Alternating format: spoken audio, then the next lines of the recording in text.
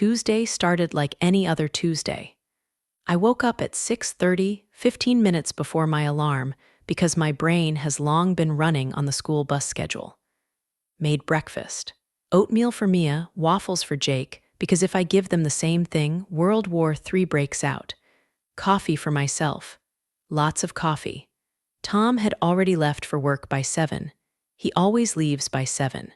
Kissed me on the top of my head on his way out, not looking up, because he was checking something on his phone. A normal morning, a regular morning. I understand now that normal is just what you get used to, even if it isn't normal at all. I love Tuesdays.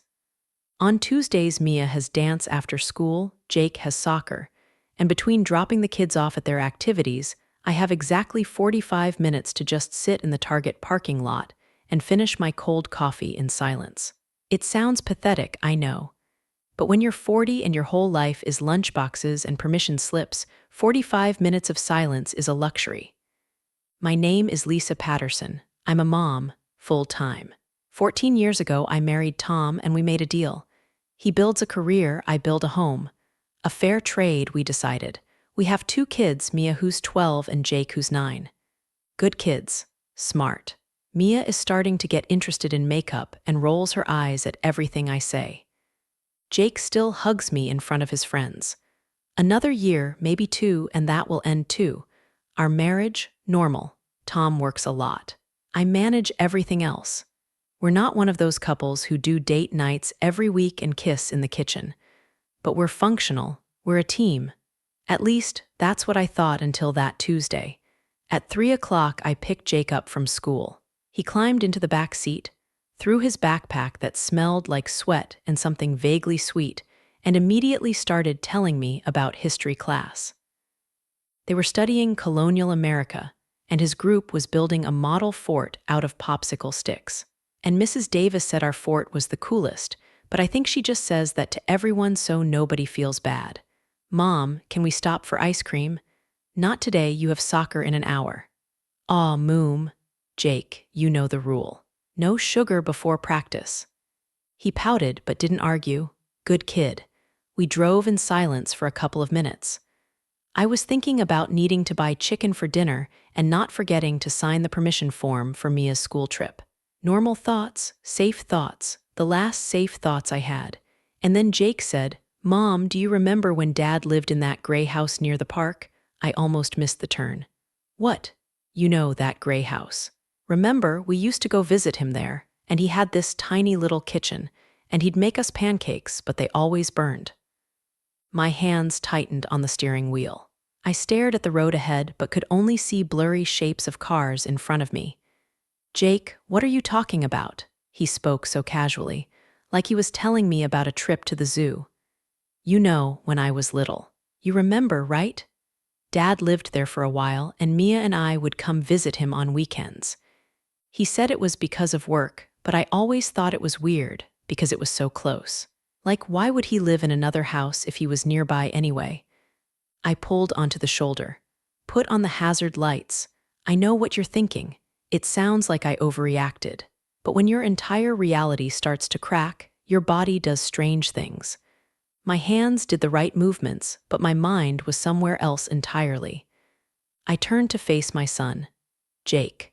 When was this? He shrugged, a little embarrassed by my tone. I don't know, a long time ago. I was little. Maybe I was 3 or 4. Mia definitely remembers she was older. 3 or 4 years old for Jake meant. 6 years ago. 6 years ago, I was pregnant with our second child. Then I gave birth. Then I struggled with postpartum depression so badly there were days I couldn't get out of bed. Tom drove me to therapy. Sat with me in the waiting room, held my hand and said we'd get through it, together, and my children were visiting him on weekends, at another house, a gray house near the park, and I knew nothing. I drove Jake to the soccer field like a robot, helped him pull his bag out of the trunk, watched him run toward the team, his cleats clicking against the asphalt of the parking lot. Coach Miller waved at me, I waved back, even smiled somehow. I don't know how. I had an hour and a half until the end of practice. Usually, I'd go to Trader Joe's or sit in the car scrolling Instagram. Today, I sat behind the wheel and just stared into space. The gray house near the park. Mia was 6 then. She remembers. She has to remember. I took out my phone. Started typing a message to the dance studio, family emergency, picking Mia up early, but stopped. What would I say to a 12-year-old girl? Hey honey, tell me about the time Dad left us and I didn't even notice. No, I called my mom. Lisa, is everything okay? My mom's voice always sounded like she was waiting for bad news. Probably comes with motherhood, a permanent state of low-level anxiety. Mom, can you pick Jake up from soccer at 5, and maybe he could have dinner at your place? Of course, sweetheart. Did something happen? No, I need to talk to Mir about something. Alone. A pause. My mom always sensed when I was lying, even now at 40 years old. Lisa, Mom, please, I'll explain everything later. Just, please. All right. I'll be there at 5. After she hung up, I looked at my watch. 3:45. Mia's dance class doesn't end for another hour and 15 minutes. I couldn't just sit there. I couldn't. You know what's the strangest thing about betrayal? How quickly your brain starts rewinding everything. Every conversation, every explanation, every moment when you thought something felt off, but you convinced yourself everything was fine. 6 years ago, Jake was a newborn. I was exhausted, hormonal, barely functioning. Tom said he had deadlines at work, an important project. He came home late, left early. On weekends, he sometimes went to the office. And I believed him, because I was so worn down that I didn't have the energy to doubt anything. And Mia was a quiet child, obedient. If she was told, don't tell Mom she's tired, she wouldn't say anything. Because she was 6 years old and she wanted to be good. I started crying there in the soccer field parking lot, watching my son run drills with the other 9-year-olds. Quietly, so nobody would notice. At 5 past 5, I pulled up to the dance studio. The other moms were still gathering at the entrance, chatting about weekend plans and someone's birthday party. I walked past them without stopping. Mia came out last, as always. She loved to linger, practicing in the mirror when she thought nobody was watching. When she saw me, she was surprised. Mom, you're early. I know, baby, let's go. Something in my voice made her go quiet. She grabbed her bag and followed me without a word.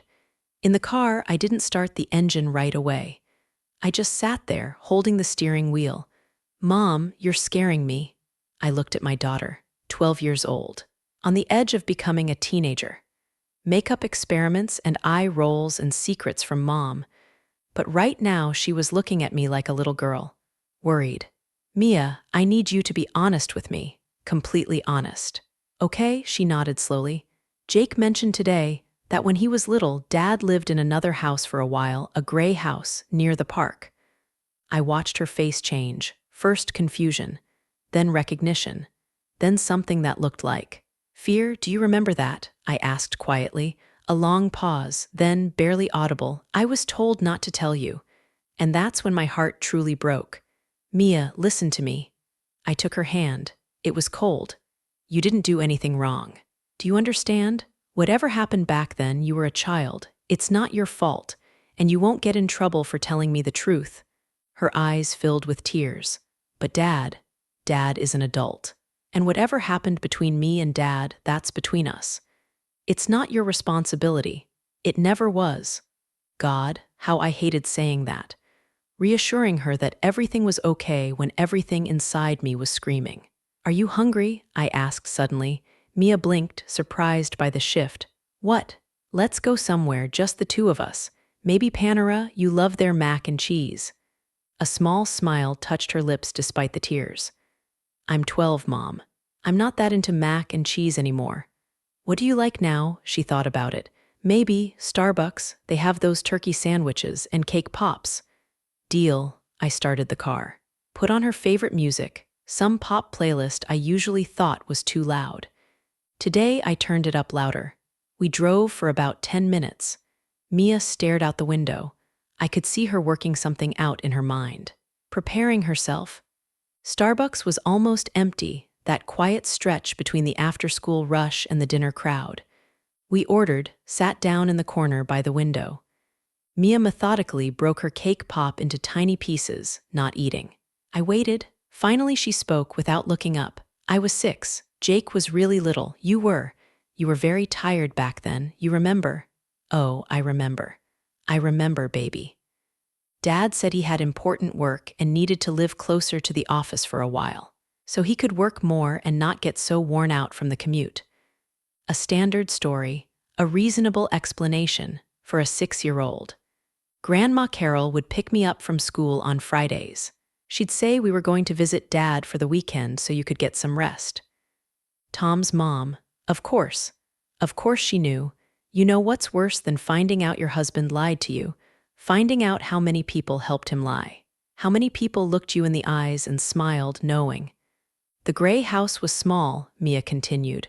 2 bedrooms, one for Dad, one for me and Jake. There was almost no furniture.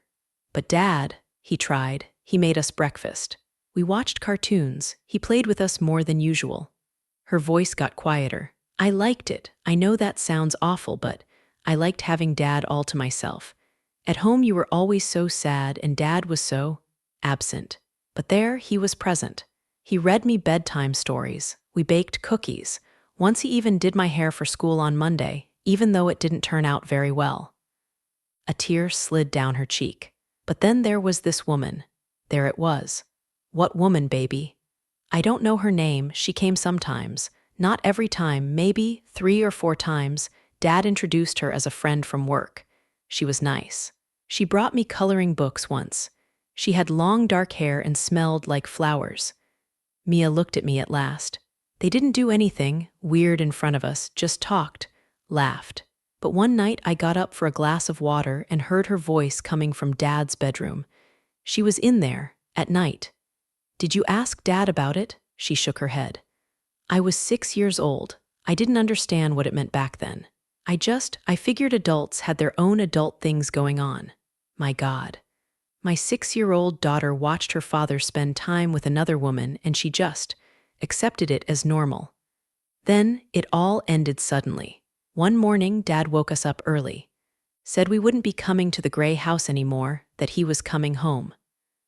Grandma Carol took us, and she said very strictly, Mom, she never talked to me like that before, that we couldn't tell you about the house. That you were very sick, and it would make you worse. That we might lose you if you found out. Rage, pure, white, blinding rage. They used my illness. Used my children's fear of losing their mother to keep them silent. Jake remembers less, Mia said quietly. He was so young, for him it's just some strange memory. But I remember, I always remembered. And I hated keeping it from you. She was crying properly now. I'm so sorry, Mom. I'm so sorry. I held my daughter there in Starbucks while some barista made a frappuccino and someone's laptop played quiet music. I held her and felt my heart break into pieces I didn't even know I had. It's not your fault, I whispered into her hair. Do you hear me? It's not your fault. It never was. When we finally pulled apart, I wiped her face with napkins. Looked at my 12-year-old daughter who had carried this secret for 6 years. Half her entire life. Thank you for telling me, I said. I know that was hard. What are you going to do? She asked quietly. A good question. Looking back now, I think that was the moment I made the choice. Not consciously, not with a clear plan, but something inside me shifted. I could have forgiven a lot of things. An affair, maybe. The lying, possibly. But using our children, using my illness as a weapon to keep them quiet, some things are unforgivable. I'll figure it out, I told Mia. But not today. Today we'll just be together, okay? She nodded, relieved. We sat there for another hour. Talked about school, her friends, new choreography in dance class. Normal things. Safe topics. I gave her that hour of peace before her world would change forever, because it would change. Of that I was certain. That evening I made dinner on autopilot. Meatloaf, mashed potatoes, Tom's favorite. When he got home, I smiled at him. How was your day? Tired, he kissed my cheek, but better now that I'm home. Home. This place was his home only when his first choice decided she didn't need him anymore. I served dinner. We ate, talked about meaningless things. The kids talked about school. A normal family dinner. Except that under the table my hands were shaking, and the only thing keeping me from screaming was the knowledge that soon I would know everything. And then we'd see who was coming back to what. Monday morning, I dropped the kids off at school as usual. Mia was quiet. Jake chattered about something from a video game, filling the silence. I nodded at the right moments, but my mind was elsewhere. Carol lived 20 minutes from us, a big house in a gated community that she and her late husband had bought 30 years ago. I'd been there hundreds of times. Family dinners, holidays, birthday parties, always smiling, always polite. The model daughter-in-law. Today I wasn't smiling. I parked outside her house at 9:30, knew she'd be home. Carol was a creature of habit. Monday mornings, she always did laundry and watched her morning shows. I rang the doorbell. She answered within a minute, surprised to see me. "Lisa, I didn't know you were coming. Is everything all right?" She was dressed casually, hair neatly styled even at home. Carol always looked put together. "We need to talk, Carol. Can I come in?" Something in my tone made her expression change. Wariness replaced the surprise. "Of course, would you like some coffee?" "No, thank you." I walked into the living room. The same furniture I'd known for years.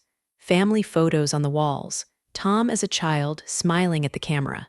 Our wedding photo. Mia and Jake at different ages. Happy family. Carol sat in her usual armchair. I remained standing. "Lisa, you're frightening me. What happened?" 6 years ago, I began, my voice steady, when Jake was a newborn and I was struggling with postpartum depression. Tom moved out of our house. He rented an apartment on Riverside Drive, a gray house. He lived there with another woman. Carol's face turned to stone. "You picked Mia and Jake up on Fridays," I continued. "Drove them to their dad's for the weekend. Told them it was for work. That mom was too sick to know." "Lisa, and when my 6-year-old daughter started asking questions, you told her, and I'm quoting, that if she told me I might die, that she could lose her mother. You used my illness as a weapon to make a child stay silent." Silence. Carol sat very still, her hands folded in her lap. "Is that true?" I asked, though I knew the answer. She looked at me for a long time, then quietly. "Yes, even though I knew, even though I had all the evidence, hearing her admit it out loud was still like a blow." "How could you?" My voice cracked. "How could you do that to a child? To my child?" Carol stood up. Her back straight, defensive. "I was protecting my family." "Your family? Mia is your family. I am your family. You were falling apart, Lisa." Her voice rose too. "You could barely get out of bed. You couldn't take care of a newborn. Tom was desperate, and yes, he made a mistake. A huge mistake. But I wasn't going to let it destroy everything he'd built. So you helped him deceive me. I helped him through a difficult time. You don't know what it was like for him, watching you struggle, feeling helpless." "Oh, poor Tom." The sarcasm was bitter in my mouth. It must have been so hard for him. Watching his wife fight postpartum depression while he slept with his mistress in an apartment 20 minutes from home. Carol flinched at my words. "Don't talk like that." "Why? Because it's crude? Because it makes you uncomfortable?" "Good.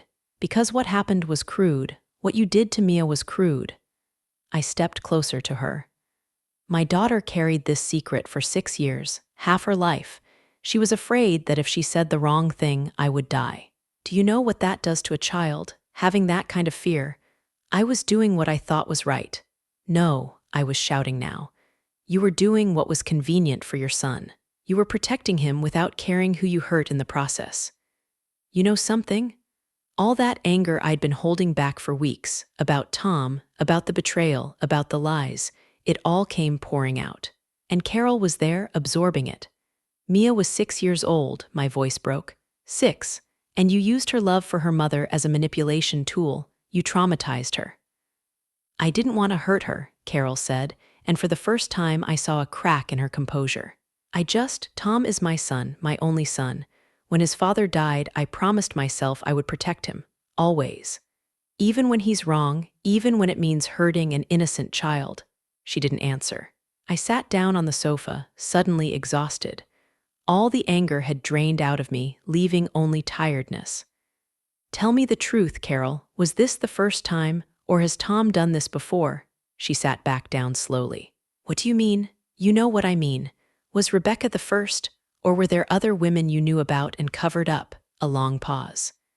There was one other, Carol said finally. A long time ago, before you two got married. He was engaged to another girl. Sarah, I didn't know this. What happened? He met you, called off the engagement 2 weeks before the wedding. Sarah was devastated. Her family threatened to sue over the wedding expenses. It was a mess. Carol stared at the family photos on the wall. I thought you were different. You were stable, grounded. I thought you could keep him settled.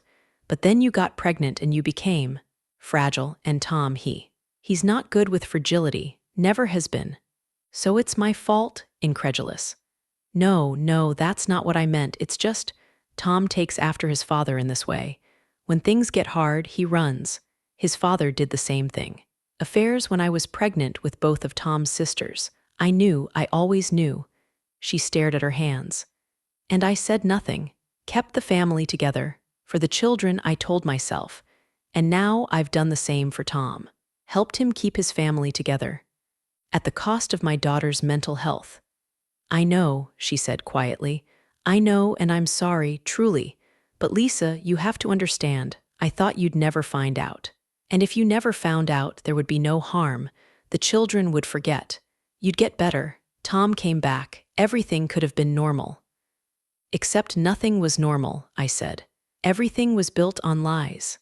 Sometimes lies are necessary to protect people. No, I stood up. No, Carol, lies never protect anyone. They just delay the hurt. Make it worse when the truth finally comes out. I walked to the door, stopped. Mia won't be coming here for a while, not until she's ready. And when she is ready, if she's ever ready, you owe her an apology, a real one. Not excuses. Lisa, please, she's my granddaughter. And she was your granddaughter when you frightened her, when you made her lie. She's still your granddaughter, but you'll have to earn the right to see her again. I opened the door. And Carol. Tom isn't a child anymore. He's a grown man who makes his own choices. Protecting him from the consequences of those choices isn't love. It's enabling, and it has to stop. I didn't wait for a response. I just left. In the car, I sat for a moment, letting the reality of that conversation settle. Carol knew. All this time, she knew not just about Rebecca, but about the pattern. Tom's father had done the same thing. The apple doesn't fall far from the tree. My phone rang. Tom. I watched the screen, his name flashing. You know what's strange? 3 weeks ago, I would have answered immediately. Hi, honey, what's up? Now I just watched it ring, and go to voicemail. A minute later, a text came through. Mom just called me. She's upset. Lisa, please, can we talk? Really talk? I'm at the office right now, but I can leave. Tell me where to meet. I typed back. Home, tonight at 7 p.m. After the kids are in bed. Come ready to tell me the whole truth, not the edited version, not damage control, everything. This is your only chance. Sent. The reply came within seconds. I'll be there, I promise. The whole truth. I put my phone down and drove home. I had 8 hours before my meeting with Tom. 8 hours to decide whether I wanted to save our marriage or end it. Driving now along these familiar streets, past the school where my children study, past the park where we had family picnics, past the grocery store where I do the shopping every week, I understood something. I didn't know if I could forgive Tom, but I knew one thing absolutely. I would never again be the woman who accepts half the truth, who makes herself smaller to keep the peace, who lets fear of losing her family blind her to the fact that the family was already lost. If Tom wanted a chance, a real chance, he would have to earn it. And earning it started with the full, unvarnished truth. Tonight I would find out whether he was capable of giving me that. Tuesday night, 7 o'clock. I'd put the kids to bed at 7. Jake fell asleep quickly, exhausted from school and soccer practice. Mia was reading in her room. When I stopped in to say goodnight, she looked up at me. Is Dad coming tonight? Yes, we're going to talk. Will you tell me what you decide afterward? I promise. She nodded and went back to her book, but I could see the tension in her shoulders.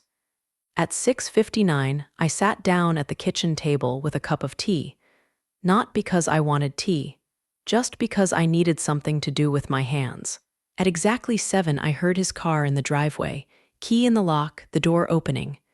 Tom looked terrible, hadn't slept, clearly, red eyes, clothes rumpled like he'd spent the day in the office without moving. "Lisa," he said.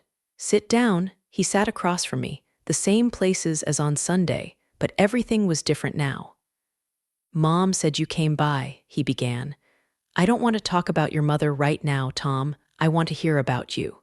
About Rebecca, about all of it." He took a deep breath. Okay, where do I start?" "At the beginning, the real beginning," he nodded, folded his hands on the table, and began. "I met Rebecca in October 2018. A company mixer. We were in the same department but had never really worked together. She was funny, smart, easy to talk to." His voice was quiet, careful. "You were 8 months pregnant. You were uncomfortable, understandably. Tired all the time, and I felt useless. Nothing I did helped you feel better." "So you were looking for someone who made you feel useful?" The sarcasm slipped out. "No, yes, I don't know. It wasn't planned, Lisa. It just happened. Things don't just happen, Tom. People make choices." You're right, I made a choice. The first choice was to go for coffee with her after work. Just coffee, I told myself. Colleagues can get coffee together. He looked at his hands. Then dinner, then drinks, and somewhere in the middle I realized I was flirting, and she was flirting back, and I didn't stop. When did it become physical? A direct question. He deserved a direct question. November, late November, we were at her apartment after work drinks. I told you I had a late meeting. Late November, a month before Jake was born. How many times? Lisa, how many times, Tom? I don't know the exact number, a lot, twice a week sometimes. Hotels, her apartment, once in a car in a parking lot like stupid teenagers. Every word was like a knife. You told me before that nothing physical happened. You looked me in the eyes 2 days ago and lied.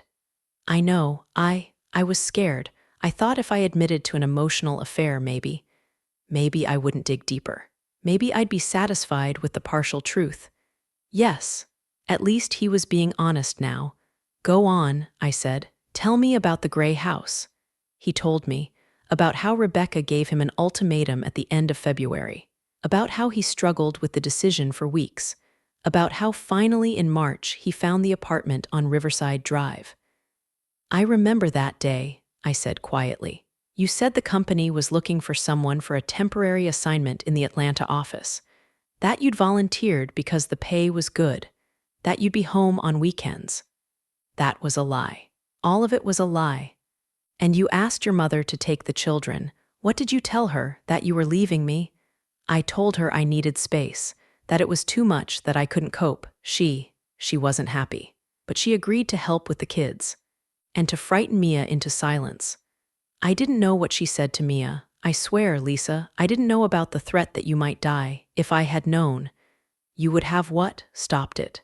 You didn't care enough then to stop yourself from leaving in the first place. Silence. You're right, he said finally. I was selfish. Completely, utterly selfish. Tell me about Rebecca's husband. When did you find out she was married? He flinched. You know about James. I know everything, Tom, remember, so when was it? April. I'd been in the apartment a month. I thought we were happy, building something real. Then one day I saw a wedding ring in her purse. She'd forgotten to hide it. What did she say when you confronted her? That she was going to get divorced, that the marriage had been over for a long time, that she was just waiting for the right moment. The usual things, I suppose. Bitterness in his voice was palpable. Did you believe her? I wanted to believe her, so yes, I believed her for a while, until her husband found out. Yes. James found out, I don't know how. Maybe he hired an investigator like you. Maybe someone told him, but he confronted Rebecca and everything fell apart. Tom stood up, started walking around the kitchen. She panicked. James threatened to take everything in the divorce, her house, savings, even her job. He was going to tell our CEO, and Rebecca, she made her decision. She went back to him. Yes, she told me at the end of May. Said she was sorry, that she'd thought we could work, but she couldn't lose everything. That I should understand, I had a family to go back to, and she had nothing without James. He stopped at the window, back to me. I felt so stupid, so used. I'd left my wife, my newborn son, my daughter, for a woman who'd been lying to me from day one, who never planned to leave her husband. Part of me, a small, petty part, felt satisfaction hearing that. He'd been hurt too, used too, but the bigger part of me just felt emptiness. So you came home, I said, first week of June. Yes, I didn't know what else to do. I thought about just leaving everything, starting somewhere new. But then I thought about Mia and Jake and I. You realized you still had a safety net, a wife who didn't know, a family who'd take you back. When you say it like that, it sounds so cold. Wasn't it? He turned to face me. No, Lisa. When I came back, I realized I'd nearly destroyed the most important thing in my life. You, the kids, our family. And I promised myself I'd be better, that I'd never do this again. But you didn't tell me the truth, because I was a coward, because I was afraid of losing you. So instead you let me live in a lie for 6 years. Silence filled the kitchen again. You know something. Listening to him tell all of this, the full, unedited version, I felt a strange sense of relief. Not because the truth was good, it was awful, devastating, but because finally I knew, not suspected, not guessed. Knew. Tell me about the phone calls, I said, 3 weeks ago when Rebecca reached out. How did you? Tom, just tell me. He came back to the table, sat down. She sent an email, said her divorce from James had been finalized, that she was lonely, that she'd been thinking about me. And you responded. I responded to say no. That's in the email you probably saw. I saw it, but that wasn't the end, was it? She called after the email. I answered because I wanted to make sure she understood, that it was really over. What did you talk about? She was crying, said she'd made the biggest mistake of her life letting me go. That James had been a terrible husband, and now she was alone and she just wanted a second chance. And what did you say? Tom looked directly at me. I said no. I said I have a wife whom I love, children I adore. That what we had was a mistake. That I was sorry for how it all ended, but I didn't regret that it was over. You said you love me to her? Yes, because it's true. I wanted to believe him. God, how I wanted to believe him. Tom, how can I know that's true? How can I trust anything you say when you lied so systematically for so long? I don't know, his voice broke. I don't know how to prove it to you. But Lisa, please, you have to know these last 6 years, they were real. My feelings for you were real. Every day I woke up beside you, I was grateful that you gave me a second chance, even without knowing you were giving it. Tears streaming down his face now. I was a terrible person back then. Selfish, weak, a coward, but I've tried to be better, I really have. And if you give me a chance, I'll spend the rest of my life proving to you that I've changed. I looked at my husband, the man I'd known for half my life, whom I'd shared a house, a bed, children with, and saw a stranger. No, not a stranger. I saw the man he'd always been, but whom I'd refused to see. I need to ask you something, I said quietly. And I need you to be completely honest. Anything. If Rebecca had said 3 weeks ago, leave Lisa, be with me, if she'd offered you what you wanted back then, what would you have done? A long, painful silence. I don't know, he said finally. And it kills me that I can't give you a better answer. But the truth is I don't know what my answer would have been if she'd offered more. At least that was honesty. Terrible, heartbreaking honesty. Thank you, I said, for admitting that. Lisa, what are you going to do? I looked at him across the table. At his tears, his desperation, his fear of losing everything. And I understood that I couldn't answer that question today. I don't know, Tom, I said honestly. Part of me wants to tell you to leave and never come back. Part of me wants to try to rebuild. Part of me just wants the last few weeks to be a nightmare I wake up from. I stood up. But here's what I do know. If there's any chance for us at all, it can't happen here right now like this. I need time, you need help, we both do. Therapy, for a start. Couples therapy if we decide to try. Individual therapy for you absolutely. And separation. Separation? You can't live here right now. The kids need space. I need space. We all do. For how long? I don't know. A month, 3. Until we figure out what to do next. Tom nodded slowly. I'll find an apartment, something nearby so I can see the kids. Not too close, and definitely not on Riverside Drive. A tiny, bitter smile at that. Fair enough. He stood, walked to the door, stopped. Lisa, one last question. Yes, do you think there's a chance that we can get through this? I looked at him, really looked at him. Honestly, I don't know. Ask me again in 3 months. He nodded, opened the door. I love you, he said. Whatever happens, I want you to know that. I know you think that's true, I said. But Tom, love isn't just a feeling.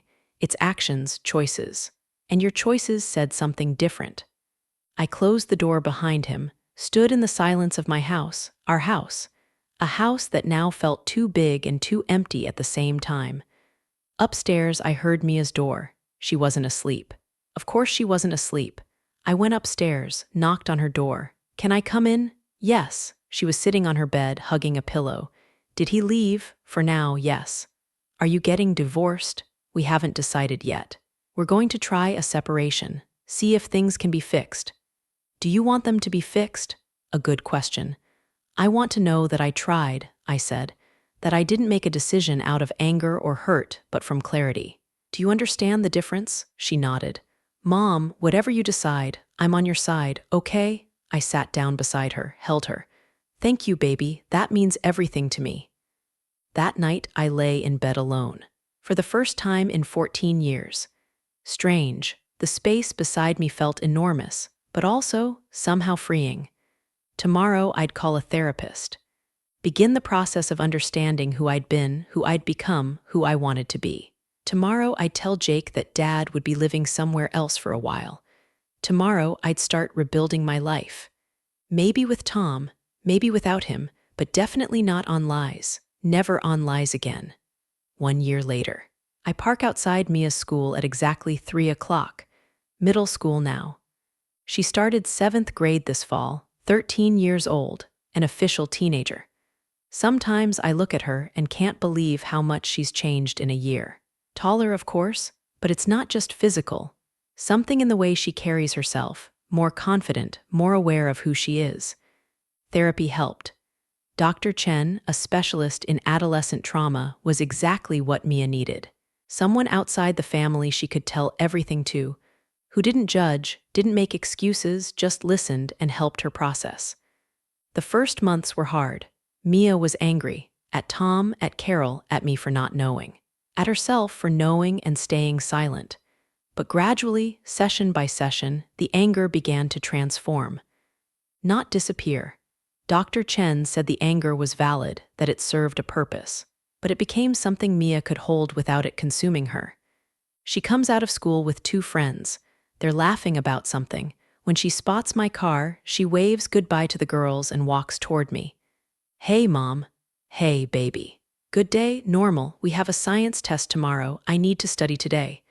A normal day. A normal teenage complaint about homework. That's all I wanted for her. Normalcy. The chance to be 13 without carrying the weight of adult secrets. Dad's picking you and Jake up tomorrow after school, remember? I say as I drive. I know, his weekend. Her tone is neutral, not excited, not resentful, just accepting. Mia's relationship with Tom is complicated. She sees him regularly. Every weekend, plus Wednesday dinners. She's civil with him, sometimes even laughs at his jokes. But trust. Trust is being rebuilt more slowly than anything else. Dr. Chen says that's normal. That Mia needs time to rebuild what was broken. That Tom has to earn her trust back through consistency, honesty, showing up. And to his credit, he's trying, really trying. How did your presentation go? Mia asks. The work thing? Well, I think they seemed impressed. 3 months ago, I went back to work, not full-time at first. Part-time consulting for a marketing firm. Using skills I hadn't touched in years. It turned out I'd missed it. Missed using my brain for something other than meal planning and carpool schedules. Not that I didn't value those years as a stay-at-home mom. I did, but it's also nice to have something of my own again. At home, Jake is already there, dropped off by Tom after school. He's in the living room, homework spread across the coffee table. Mom, can you help me with math? Give me a minute to change, okay? While I head upstairs, my phone rings. Tom. Hey, I answer. Hey. Just checking tomorrow still works for pickup. Yes, 3:30 as usual. Great, and I wanted to ask. Saturday there's this fall festival in the park. I thought about taking the kids. Do you want to come? We could. As a family, a pause. This happens sometimes. These moments when neither of us is quite sure where the boundaries are. We're not together, not in the way we were, but we're not completely apart either. The divorce wasn't finalized. After 6 months of separation and intensive therapy, separately and together, we both came to realize we weren't ready to make a final decision. Not because everything was fixed, but because the process of healing turned out to be more complex than stay or go. Our therapist, Dr. Morrison, suggested something she called intentional separation. We live apart, date each other sometimes, rebuilding a foundation slowly without the pressure of living together. Some people don't understand this. My friends ask, so are you together or not? And I don't have a simple answer. We're something new, something we're still defining. Sure, I say finally. The festival sounds good. I can meet you there around 11. Perfect. Thank you, Lisa. After I hang up, I stand in my bedroom, a room that's mine alone now, and think about how strange life has turned out to be. A year ago, I thought my marriage was one thing. Safe, stable, predictable. It turned out to be none of those things, but rebuilding something new from the pieces, that's not what I expected either. It's harder, messier, more uncertain, but also more honest. Tom sees an individual therapist twice a week. He's working through what Dr. Morrison calls avoidance and compartmentalization, understanding why he made the choices he made. Sometimes he shares things from therapy with me, sometimes he doesn't. I'm learning to be okay with that. His journey is his own, just as mine is my own. I'm in therapy too, working through trust issues, through how I ignored red flags, through boundaries and assertiveness, and asking for what I need. Dr. Morrison says that if we decide to get back together, a big if, it won't be the same marriage. It can't be. That marriage was built on assumptions and unspoken expectations. A new one, if it happens, has to be built on communication, transparency, clear boundaries, and mutual respect. Can Tom give me that? Can I allow myself to trust him enough to try? I don't know yet. But I know I'm stronger than I thought, that I can survive on my own, that my children are resilient. Downstairs, I help Jake with his math homework, fractions. He gets frustrated easily, but we work through it together. Mia joins us for dinner. Chicken and rice, nothing fancy. We talk about school, friends, weekend plans, a normal family dinner, even if the configuration of the family is different now. After dinner, while the kids do homework in their rooms, I sit on the back porch with a cup of tea. The autumn air is crisp. The leaves are turning orange and red. My phone buzzes. A text from Ashley, my friend. Wine night this week. It's been too long, I smile. Ashley has been a rock this past year. Listened to me cry, rage, question everything. Never judged, just was there. Yes, does Thursday work? Perfect. My place, 7 p.m. A year ago, I didn't have this. Not really. I had mom friends, sure. People I'd see at school events or playdates. But real friendships, places where I could be vulnerable, honest about what was going on in my life. I was isolating myself, I understand that now. Maintaining the illusion of a perfect marriage meant keeping people at a distance. Now I let people in, not everyone, but those who deserve it. At 10 o'clock, I check on the kids. Jake is asleep, tangled in his blanket as always. Mia is still awake, reading. Lights out in 15 minutes, I say. Okay, Mom, yes. Are you happy? The question catches me off guard. What do you mean, just? Overall, are you happy with how things are? I sit down on the edge of her bed. That's a good question. Honestly, Some days yes, some days no. But even on the hard days, I feel more real, more like my actual self. Does that make sense? She nods. Dr. Chen says something similar. That healing isn't about being happy all the time, it's about being real. Dr. Chen sounds very wise. She is. She also says I should be proud of myself for telling the truth, even when it was scary. My heart swells. You should be proud of yourself, baby. You're so strong. Sometimes I don't feel strong. Strength doesn't always feel like strength. Sometimes it's just continuing, doing the next thing even when you're scared. She thinks about that. Mom, do you think you and Dad, do you think you'll get back together? I don't know, I say honestly. Maybe, maybe not. Right now we're just taking it one day at a time. Okay, as long as you're okay, I'm okay. I kiss her forehead. Lights out, I say gently. In my own room, I get ready for bed. A routine I've created for myself this year. Wash my face, brush my teeth, moisturizer. Small things that ground me. Before bed, I look at a photo on my nightstand. An old photo taken a year ago at Jake's birthday party. The whole family smiling at the camera. Tom's arm around my waist. Mia and Jake in front, a perfect family. I kept this photo after everything, not because I want to go back to that moment, but because it reminds me. What looks perfect on the outside can be fractured on the inside, and it's okay to acknowledge the fractures, to work through them, to decide whether to rebuild or start fresh. I turn off the light. Tomorrow will be another day, another step in this journey. I don't know where I'll end up, with Tom or without him, fully healed or still working through the pain. But I know this. I am not the woman who sat in her car a year ago, listening to her 9-year-old son talk about a gray house. That woman was scared, uncertain, living in an illusion. This woman is strong, clear-eyed, living in truth. And whatever the future holds, I'll be facing it as my real self. Not perfect, but real. And that, I've decided, is enough.